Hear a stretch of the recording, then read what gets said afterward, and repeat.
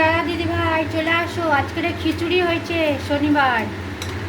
ডালে চালে খিচুড়ি, কবি দেওয়া হয়েছে, গাজর, মটরশুঁটি, ফুলকপি, ক্যাপসিকাম সব দিয়ে খিচুড়ি হয়েছে।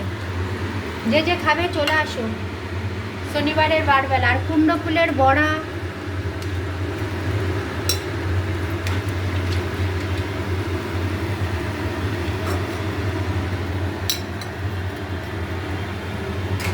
আর বেগুন ভর্তা ধনেপাতা দিয়ে, আর খিচুড়ি। গরম গরম ফুলের বড়া করছি, চলে আসো যে যে খাবে।